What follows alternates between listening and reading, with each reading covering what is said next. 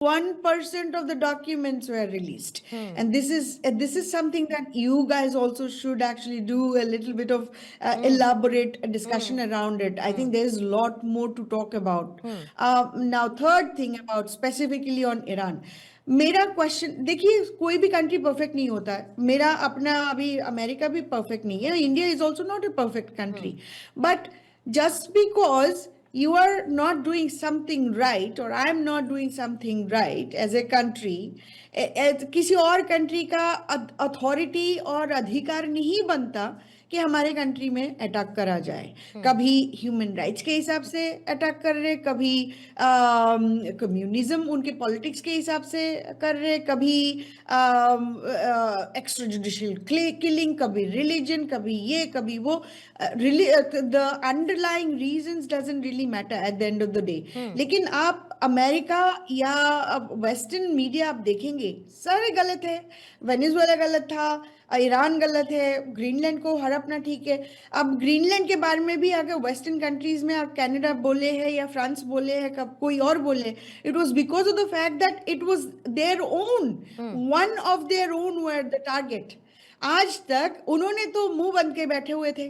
तो ये sort of like rule for the, not for me. आप ओबे करोगे, हम डिक्टेट करेंगे, हम जो बोलेंगे आप वो सुनोगे. तो अपने थर्ड वर्ल्ड कंट्री की शब्द मैं यूज इसलिए नहीं करना चाहती कि that is wrong way, but at the end of the day I think समझाने के लिए कोई भी और कंट्री कुछ करे तो वो सही नहीं है. और लेकिन हमें हमारे ऊपर अटैक नहीं होना चाहिए. ये जो वेस्टर्न हिपोक्रेसी है, हमें इसके बारे में बात बहुत जरूरी करना चाहिए. ऑन टॉप ऑफ इट, यहाँ पे जो सिचुएशन ईरान की हो रही है, आप देख लीजिए ईरान की आज इस हालत में सिचुएशन है बिकॉज ऑफ द सैंक्शंस.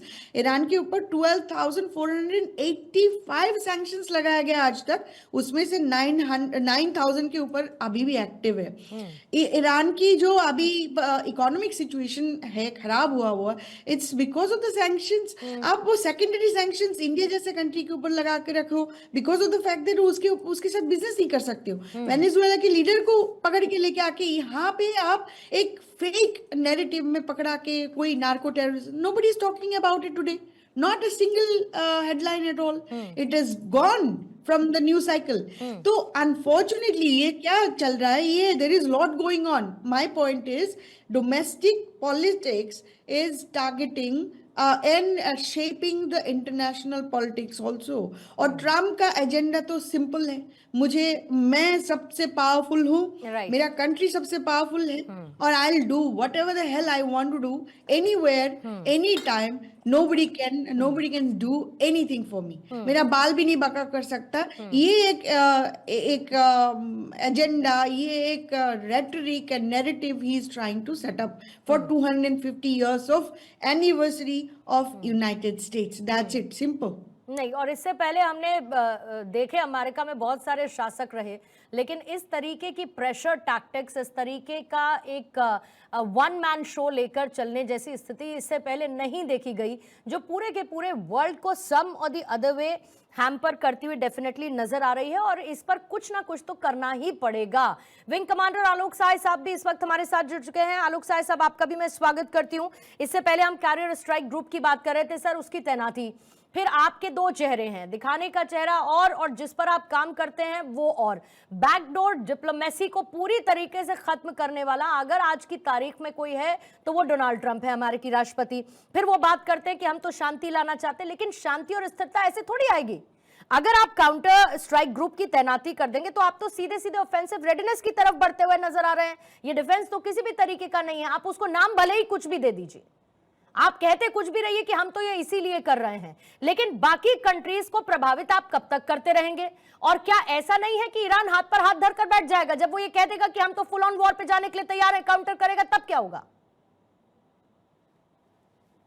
यही स्थिति हो चुकी है. ईरान ने खुलकर के अब कह दिया है कि हम भी अब पूरी तरह तैयार हैं, और उसने जो इंटरकॉन्टिनेंटल बैलिस्टिक मिसाइल का परीक्षण किया है उससे अमेरिका की सांस खुली हुई है.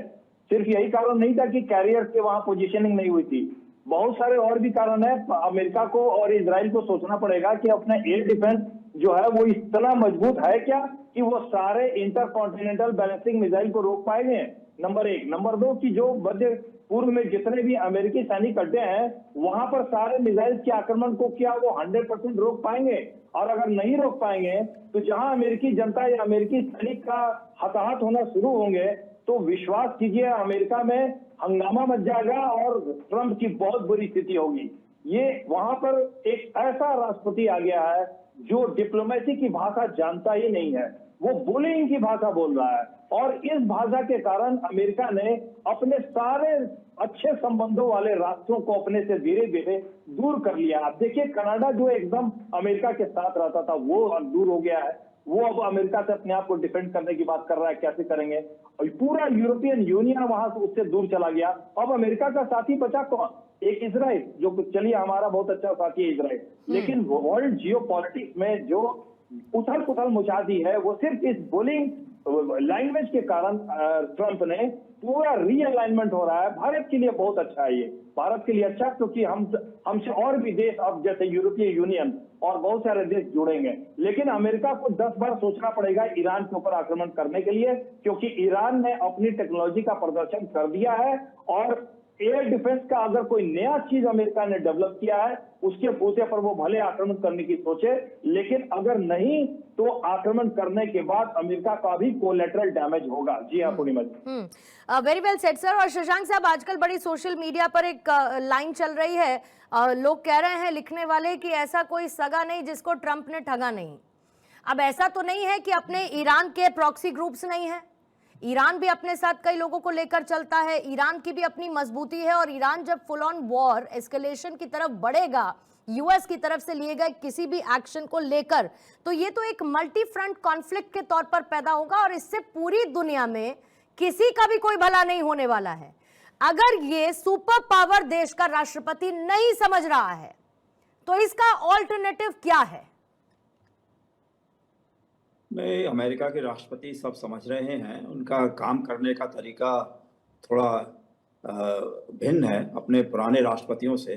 आपको याद होगा पहले भी जो है अमेरिका के राष्ट्रपतियों ने अपने वॉर्स को लेकर गए हैं दूर दराज के इलाकों में, और फिर उसके बाद में आपको याद होगा 1973 में फिर कांग्रेस ने कहा कि नहीं, अगली बार कोई वॉर होगी तो वो कांग्रेस का अप्रूवल लेना आवश्यक होगा।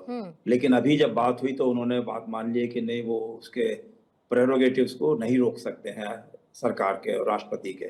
तो मैं समझता हूं कि ये बात ध्यान में रखनी चाहिए। और ईरान का और अमेरिका का तो बहुत पुराना 36 का आंकड़ा है, जिसमें एक समय में ईरान ने अमेरिका के डिप्लोमेट्स को भी और उनके एम्बेसी को भी बंद करके रख दिया था, और फिर जब उन्होंने छुटाने की कोशिश करी थी तो उनके हेलीकॉप्टर सारे के सारे वो रेगिस्तान के अंदर ही ध्वस्त हो गए थे।